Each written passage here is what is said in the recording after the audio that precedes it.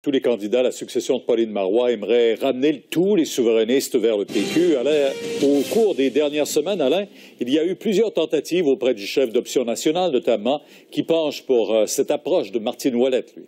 C'est ce qu'il nous a confirmé lorsque les deux ont pris un café vendredi dernier et nous étions présents lors de cette rencontre. On se souviendra que l'équipe d'Alexandre Cloutier a tenté de ramener les gens d'Option nationale vers le Parti québécois, mais il semble que le chef penche plus pour Martine Ouellette. Le chef d'Option nationale rencontre Martine Ouellette pour un tête-à-tête dans un restaurant de Québec.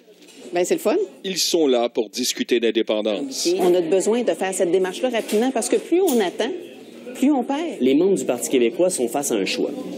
Ils doivent décider entre redevenir un parti indépendantiste ou continuer d'être un parti d'alternance qui rêve d'un moment opportun. Je me demandais comment tu voyais là, les différentes positions dans la course à la chefferie. Celui qui a succédé à Jean-Martin Hossan, le fondateur du parti, est attiré par l'approche indépendantiste de Martine Ouellette. La seule qui a un engagement clair à faire l'indépendance, c'est celle que tu proposes. Et ça, on se réjouit de ça parce que je pense que ces idées-là doivent faire leur chemin. Quand on regarde ce que proposent les autres, il y a toujours quelque part une espèce de porte de sortie. Je suis contente de voir que nos visions se rejoignent parce que pour moi, une des seules façons d'y arriver, c'est qu'on puisse travailler l'ensemble du mouvement. Sol Zanetti a aussi échangé avec l'équipe d'Alexandre Cloutier qui a donné le mandat à Véronique Yvon d'unir tous les souverainistes. Ce à quoi ça doit amener, ce dialogue-là, pour donner quelque chose, c'est un engagement clair de réaliser l'indépendance. La démarche proposée par les Drainville et Pellado ne l'inspire pas.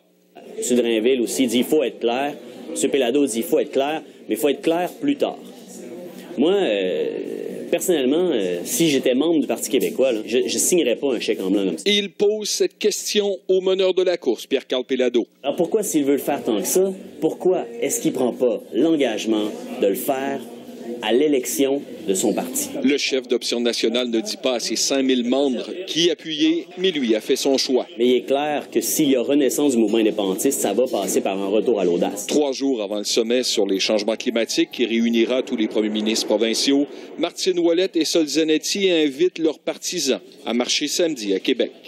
Alain Laforêt, TVA Nouvelles, Québec.